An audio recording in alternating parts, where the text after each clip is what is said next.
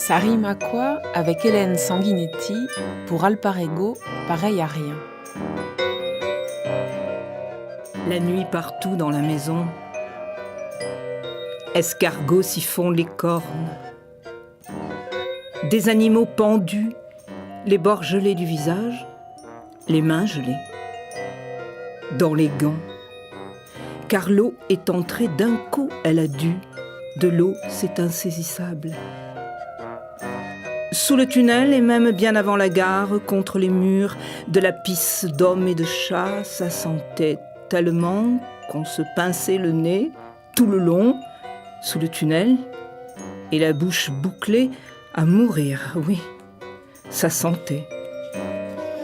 Ça sent encore d'ici. Quelle maison! Quelqu'un monte à l'échelle, autant s'accrocher à la lune pour voir enfin, pour comprendre le sens des recherches. Oui. Quelle maison et quelle nuit! Qu'est-ce qui reste accroché ou planté, enfoui ou exposé aux oiseaux qui cherchent? Eux aussi, ils cherchent. La corne de leur bec fouille, où ça sent. Pas plus loin, là infiniment.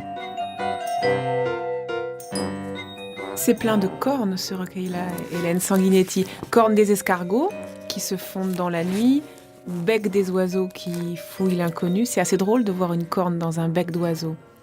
Serait-ce que, comme Michel Léris, qui ne concevait l'œuvre littéraire sans l'ombre d'une corne de taureau, vous appréhendez aussi la poésie comme une mise en danger, une prise de risque, même si là c'est un peu décalé. Quand même, c'est étonnant sur ces deux pages-là, ce mot qui revient. Oui, alors ce qu'il y a d'étonnant, c'est cela que j'adore aussi dans notre rencontre et dans toutes ces rencontres-là, c'est que vous me faites découvrir des choses que j'ignorais jusque-là, auxquelles je n'avais absolument pas fait attention. Et votre question m'intéresse beaucoup, car je me plais souvent à dire que le poème, pour moi, c'est une prise de risque totale, infinie. Je veux dire je vais même peut-être plus loin, enfin, je ne sais pas. Cela ne m'intéresse plus s'il n'y a pas risque. Je dis toujours que dès que je commence, ou que se commence un livre, une sorte de chose qui pourra s'appeler poème et qui deviendra un livre, je dis que commence une aventure dans le vrai sens d'aventure, dans le sens étymologique, je veux dire, donc ce qui peut se produire. Et j'ai toujours l'impression que je vais plonger, qu'il y a une sorte de piste devant, où c'est noir, qui appelle. Et c'est un véritable, oui, c'est un inconnu, bien sûr. Enfin, c'est banal de dire qu'écrire, c'est aller dans l'inconnu, mais c'est tellement vrai. Et voilà, il y a cette prise de risque. Et je crois que ces risques, c'est des paris aussi. Je ne sais pas comment vous dire. Je sais et je sens chaque fois que je lance au poème un défi. Et à vous-même, est-ce qu'après, dans la lecture à voix haute, Hélène Sanguinetti, il y a aussi une façon de faire ricocher ce danger-là initial avec le public, avec la compréhension? Totalement. C'est-à-dire que quand je vais dire un texte, je ne sais pas comment appeler ce que je fais. Je dis que je le réécris, je dis que c'est l'incarner, ça me paraît être un mot très grave, un peu trop, une prise au sérieux un peu qui ne me correspond pas tout à fait. Parler d'incarnation, donc je préfère dire une réécriture, mais l'écrire et le dire me paraissent être tellement liés, de toute façon. Il y a la même prise de risque. Et d'ailleurs, les oralisations ne sont jamais tout à fait les mêmes. Bon, parfois, je me réentends après et je me dis, mais c'est une autre route là que tu as prise, et ça m'enchante, parce que ça veut dire que le texte la possède, et donc qu'il a vraiment plusieurs sens, c'est le cas de le dire, et c'est merveilleux, parce que j'arrive encore à m'étonner, voilà, sinon c'est pas la peine qu'on soit là, je trouve que oui, c'est très important cette prise de risque, c'est très important. Et ce encore, il a commencé quand alors? Le poème vous tient depuis combien d'années, Hélène Sanguinetti? Depuis que je suis... Écoutez, j'avais 12 ans. J'avais 12 ans, donc j'étais très très petite, très turbulente, très joyeuse.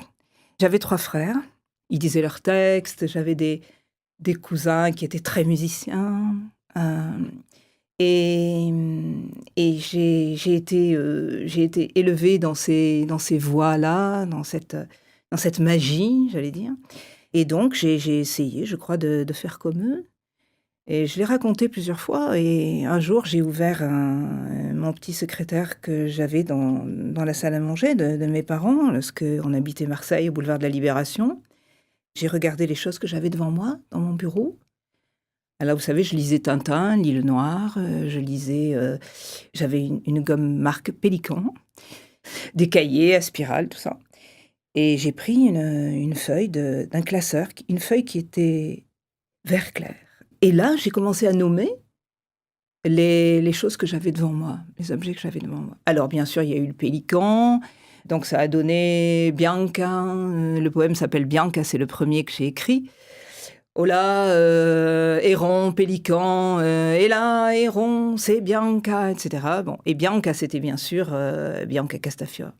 J'avais mis des étiquettes, si vous voulez, voilà. Et je les avais placés, ces mots, sur la page, de manière à ce que ça fasse, comme ce que faisaient mes frères, un dessin. C'est-à-dire, le poème était déjà, ça m'importe énormément, était déjà j'allais presque dire, ce corps dans la page. Il n'y avait pas de ponctuation parce que, évidemment, il ne fallait pas ponctuer. Donc, j'avais laissé des petits blancs entre les mots, comme eux. Et puis, je l'ai lu, ce poème, bon, à voix haute. Je suis allée voir mes frères et tout. Ils ont trouvé ça génial et ils m'ont beaucoup encouragée après. Donc, ça ne s'est plus arrêté à partir de là.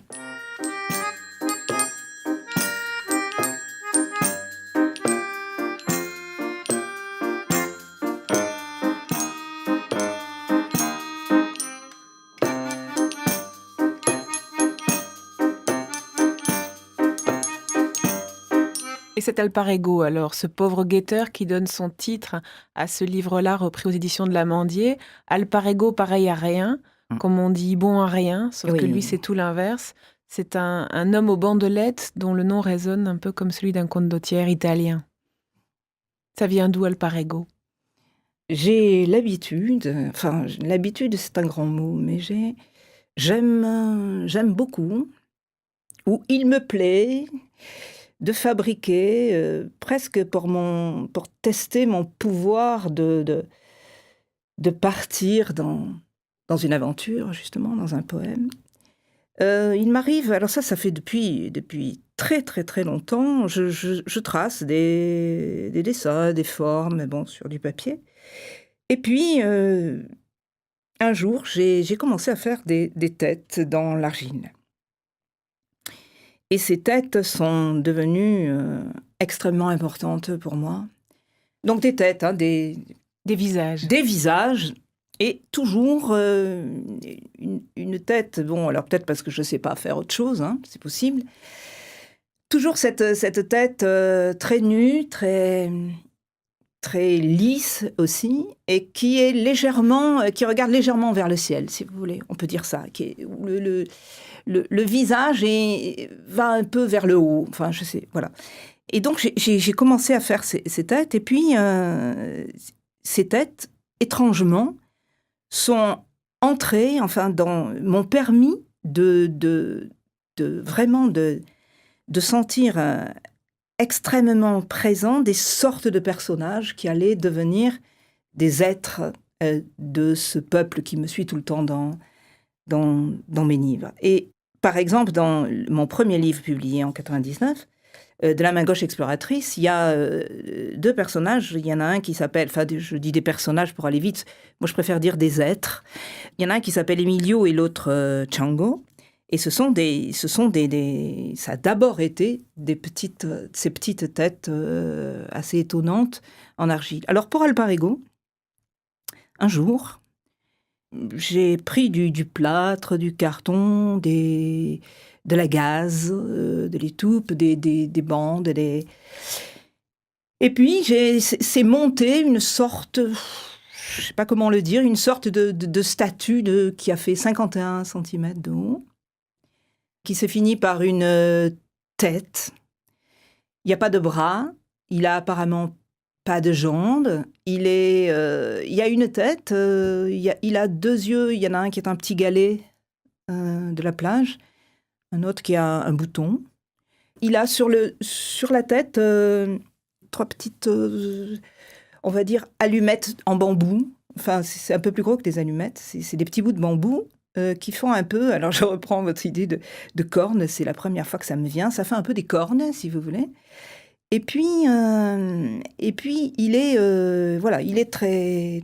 apparemment raide, comme ça. Et alors, je l'ai peint en jaune, un jaune très, très violent, acrylique. On voit la trace des bandelettes tout autour. Et puis, le visage est rouge, rouge, rouge. Et il a bien sûr le cœur aussi qui est rouge, parce que ça, c'est drôle, je trouve, de marquer la place du cœur. Et il est là, planté, oui, guetteur, protecteur, ou l'inverse, maléfique, bénéfique, je pense. Quand je l'ai eu fini, cet être-là, je me souviens de m'être dit, mais qu'est-ce que tu veux, toi? Mais qui es-tu? Qu'est-ce que tu me veux? C'était étonnant, vous ne pouvez pas savoir, c'était étonnant. Et d'un coup, il m'est venu ce nom d'Alparego. Je l'ai appelé Alparego.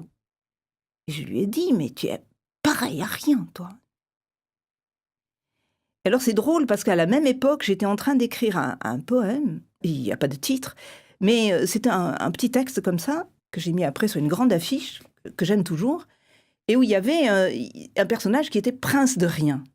Alors tout ça a fait une sorte d'amalgame, si vous voulez. Et il est devenu donc ce personnage-là, Alparego, pareil à rien.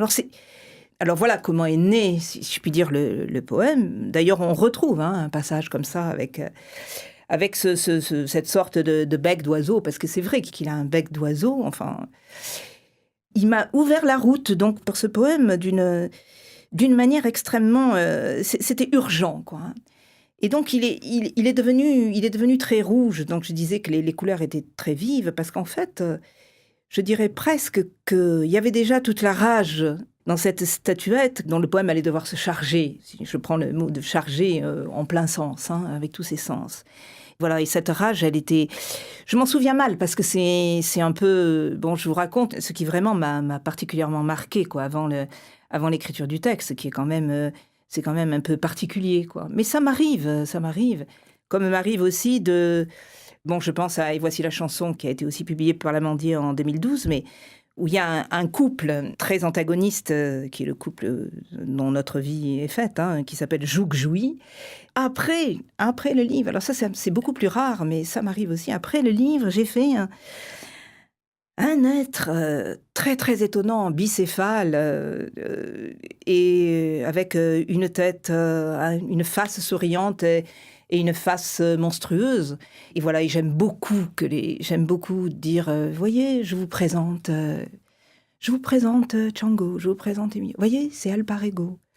Et en même temps, j'aime bien les cacher aussi, parce que c'est comme quand on impose, par le dire justement du texte, on impose plus ou moins... Il y a des gens qui me disaient ça. Ah, vous m'avez vraiment la manière dont vous avez dit votre texte. Maintenant, je comprends absolument ce que vous écrivez. Et ça me pose un peu des problèmes. Alors, comme si j'avais donné la route, la clé. Il n'y a pas de clé, on le sait bien. Bon, et avec ces êtres-là qui forment ce peuple, donc. Parfois, eh bien, voilà, j'ai aussi envie de les cacher.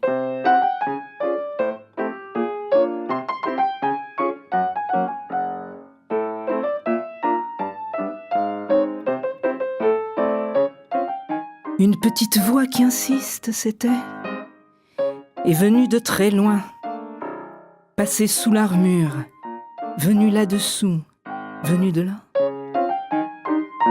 Je ne suis pas de ce pays, pas d'ici, je ne suis pas d'ici. Ainsi disait, en se touchant les lèvres qui saignaient encore un peu. Celle du bas saignait encore très peu. De quel pays vraiment venez-vous? Se peut-il qu'une mule, et même courageuse, fasse tant de kilomètres dans la brume, consente à passer l'eau? Se peut-il qu'existe une mule d'aujourd'hui, une fille assez têtue pour passer en soulevant du ciel, en résistant aux flèches, aux flammes? Mon fils a cette même lèvre, mon enfant, seul garçon. Je suis du pays de l'homme aux bandelettes, l'homme rafistolé. Il a moitié soleil et moitié lune dans ses yeux. Il s'appelle Alparego, pareil à rien. Petite voix qui insiste, douce et dure, de très loin, avec des flèches et beaucoup d'eau. De quel pays êtes-vous? De quel pays? Lequel, s'il existe? Car nous n'attendons personne qui vous ressemble, même un peu. Quelqu'un, petits yeux, en prenant l'air sur sa porte. Tant de manières mènent à la patience et à l'admiration d'un coucher de soleil sur la mer. Trop patient, mou, trop content d'admirer. Et langue et œil perdent leurs bons habitants teigneux piquants qui font trouver. Faut couper bien vite cette langue alors, arracher ses yeux, bien vite faire un nœud au paquet mou, paquet sanglant, et le jeter dans la descente, et roulera jusqu'à la mer, s'enfoncera, disparaîtra. C'est plein de notes en marge au crayon à papier sur votre livre, Hélène Sanguinetti. Ce livre qui d'ailleurs est couvert de papier transparent comme au temps de l'école. C'est une partition pour vous? Qu'est-ce que ça dit, tout ce qui est crayonné à côté de la lecture? Oui, enfin c'est... Bon, ce qui est crayonné, c'est ma manière de réagir au texte. À votre texte? À mon texte. C'est-à-dire, vous savez que... On le sait bien, tous, une fois que ce texte est écrit, je ne dis pas qu'il nous devient inconnu, mais je suis très ignorante, en fait, après. Et surtout que, bon, donc ça fait quand même... combien de temps ça fait? Bon, j'ai fini ce texte en 2000, republié en 2005, aujourd'hui on est en 2015. Donc, c'est vrai qu'il y a des moments... Enfin, c'est faux ce que je dis. Je vais dire que ces moments... en fait, je crois que dans le dire du texte, je retrouve l'écriture du texte. C'est très étrange, d'ailleurs. Mais je voulais dire que c'est ma manière de... Ces notes au crayon, c'est ma manière de réagir, de lui parler. À mon texte, oui. Et alors, la partition dont vous parlez, elle est... Bon, c'est le poème qui est une sorte de partition. Je crois que c'est... Il me semblait bien que c'est Yves Dimano qui avait parlé de partition par rapport à mes livres. Je trouve ça très juste. Votre premier livre de poésie, Hélène Sanguinetti, paru chez Flammarion en 99, s'intitulait donc « De la main gauche, virgule, exploratrice ». Est-ce que votre poésie, comme...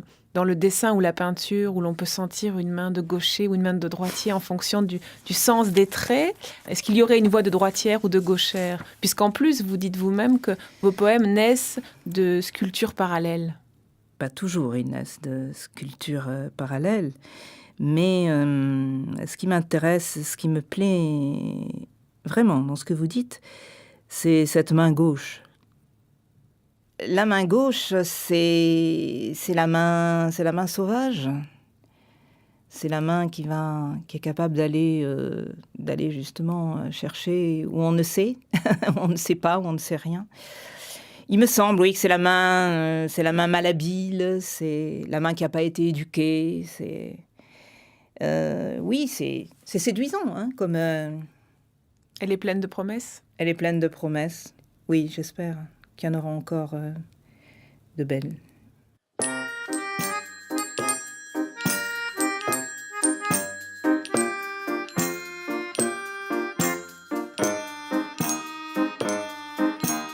France Culture, ça rime à quoi?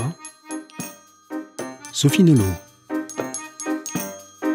Et ce regard-là, en couverture d'Alparego, pareil à rien, aux éditions de l'Amandier, de qui est-il? On dirait donc une photographie cadrée très, très près, des sourcils, 2 yeux, le début d'un nez. Il s'agit de mes yeux, de mon regard. En noir et blanc, on ne voit pas le bleu. En noir et blanc, oui. Donc c'est la nouvelle marque de présentation de couverture de l'éditeur. Éditeur que d'ailleurs, si je peux le dire là tout de suite, que je remercie vraiment, je le salue parce que c'est l'Amandier, donc c'est Laurent Citrino et Codebert, la directrice de collection, qui m'ont donc proposé de rééditer ce texte qui était épuisé, puisque Henri Poncet, qui était l'éditeur de la première édition, a donc été obligé de déposer le bilan de l'acte même, de Compact d'abord et puis après de l'acte même. Henri Poncet, que je salue aussi vraiment beaucoup, parce qu'il a tellement défendu ce livre, et que c'est merveilleux ce qui arrive à ce livre. C'est vrai, c'est d'être réédité comme ça, de renaître. Je trouve ça très... Ça me fait un immense plaisir. Et donc, cette première de couverture a un peu changé par rapport aux autres, puisqu'avant, il y avait le buste complet de la personne donc, qui avait écrit le texte. Et là, c'est le regard, ce que je trouve déjà un peu plus mystérieux, un peu plus étrange, donc ça ne me déplaît pas, même si ça a pu me gêner, que ce soit moi qui aime tellement peu que le sujet, l'écrivante ou l'écrivain soit identifié ou identifiable. J'aime bien qu'on voit moins, quoi, qu'on sache moins de... Mais je ne sais pas, ça fait un peu masque, peut-être, ce regard.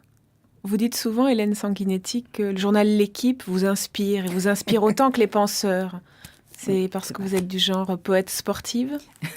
Oui, poète sportive. Je crois que je suis très physique. Je pense que... j'ai été aussi... Je parlais de ma petite enfance tout à l'heure. Je crois que j'ai été... je dis souvent, quand on me pose ce genre de questions, que je viens de la mer et... Je viens de la mer et des rochers et du soleil et du vent. Et la mer, pour moi, a une importance essentielle. Alors, je dirais, on parlait de musique tout à l'heure, le mouvement de la mer, le balancement de la mer, la profondeur de la mer, le côté très tranchant, puisque moi, je viens de Marseille et... je vous parlais de l'écriture tout à l'heure. En fait, j'ai appris, je peux dire que au moment où j'écrivais, où je commençais à écrire, je nageais déjà très bien. Et l'écriture des poèmes m'accompagnait dans l'eau. Je ne sais pas comment vous le dire, mais en nageant, j'ai trouvé des choses. Vous voyez, la fin d'Alparigo, par exemple. Je peux vous dire que la fin d'Alparigo, c'était quelque chose que je n'arrivais pas à écrire. Ça, je m'en souviens très bien, vous voyez, c'est resté dans le corps. Eh bien, je l'ai trouvé... Je faisais une randonnée en VTT. Eh bien, j'ai trouvé la fin de ce texte. On peut l'aimer ou pas l'aimer. La question n'est pas là du tout. Mais je me souviens très bien que je me répétais. J'avais rien pour noter. Enfin, c'était impossible de s'arrêter. Et je me répétais dans la descente. Je me répétais les phrases de la dernière strophe pour ne pas les oublier et pour vite, en arrivant à la maison, les noter. Ce que j'ai fait, d'ailleurs. Donc oui, c'est physique. Alors quand j'ai parlé du journal L'Équipe, il y a beaucoup de sites aussi qui ont repris cette petite description. C'était un rien provocateur. Je trouve, si vous voulez, on a tellement besoin de retourner au corps. Enfin, je ne sais pas si on l'a quitté, mais moi j'ai besoin d'air, j'ai besoin de muscles, j'ai besoin de sang qui passe, justement, de cris, voilà, j'ai besoin que ça existe, quoi. Pour moi, c'est une catastrophe c'est pas une catastrophe, j'exagère, mais c'est très difficile que le poème soit dans cette page et qu'il soit là couché, si vous voulez. Alors déjà sur l'écran, on le met debout, l'écran est éclairé, il est éclairé aussi ce texte, donc déjà c'est un peu plus vivant, mais quand même, quoi, il est pris dans cette page, il est avec ses caractères, qui chez vous, en plus, Hélène Sanguinetti, grossissent, diminuent. Enfin, il y a un jeu d'écho comme ça. Vous jouez beaucoup de la typographie. Oui. Alors, pour réveiller le texte. Oui, je ne joue pas. Ce n'est vraiment pas un jeu. Ça s'impose absolument, vous savez. Avant même que le poème, qui se mette sous forme de mots, je peux vous dire, Mais c'est chaque fois la même chose. Je peux vous dire que déjà je le vois et l'entends. C'est-à-dire que le poème se place... Vous savez, les chats dans les jardins, vous savez, les chats, ils sont magnifiques, ces chats. Ils se placent d'une façon, ils arrivent toujours... Ils se blottissent à tel endroit, à tel autre, d'un coup ils s'étirent, ils font 3 kilomètres de plus de long, vous voyez. Ils ont cette sorte d'élasticité. Eh bien moi, les mots qui vont arriver, déjà je me dis, ah tiens là, hop, ça se place. Par exemple pour Alparego, eh bien quand j'ai rouvert le livre pour le donner à rééditer, quand j'ai relu le livre qui était rouge, donc le livre qu'avait édité Henri Pensée, ah ben oui, je me souviens très bien, je me suis souvenu, il y a une voix qui se place à gauche, qui prend un peu ses aises quand même dans la page, qui peut un petit peu déborder, qui est, bon, une voix, il y a l'escargot avec elle, il y a, bon, le cavalier, il y a, bon, un peu la voix de l'écrivante, bon, très bien. Et puis, il y a une petite voix, j'allais dire... En italique. En italique, en plein milieu de la page, colonne très serrée. Et puis, il y a une troisième voix qui est cette voix de la narration, d'une narration fabuleuse, enfin merveilleuse. Il était une fois. Voilà, il était une fois, avec les contes. Et donc, voilà, ça s'est placé comme ça, vous voyez, avec le 1, 2, 3, 4... Je savais que j'irais jusqu'à 7, parce que c'est un chiffre magique, bien sûr. Bon, ça, c'est des petites choses qu'on se donne.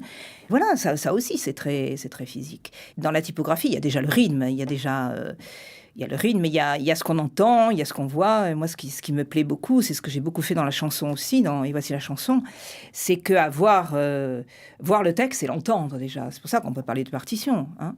Et de refrain et d'écho, puisque vous n'hésitez pas, Hélène Sanguinetti, en Table des matières, à reprendre dans ces 7 parties donc fétiches, La nuit partout dans la maison. Et ça revient, le titre revient 2 fois, comme une erreur volontaire. Oui, une erreur qui est... Non, c'est absolument volontaire, oui, bien sûr. Parce que la suite n'est pas tout à fait la même. Ça m'a plu qu'il y ait cette répétition. Comme un dérailleur ? Oui, comme un dérailleur, oui. Absolument, oui. Dans la première édition, il n'y avait pas de table. Depuis quelque temps, d'ailleurs, dans l'édition de mes livres, enfin, il n'y en a pas tellement, mais bon, parce que je suis assez lente, mais je veux dire, oui, j'aime bien mettre la table des matières, parce que d'un coup, il y a une vérification, si vous voulez, du parcours que j'ai fait sur la piste, vous voyez. C'est pas mal, c'est comme des petits, vous savez, les petits galets, les petits poussés, tout ça. Les petits bouts de pain, ou de... petits... Voilà.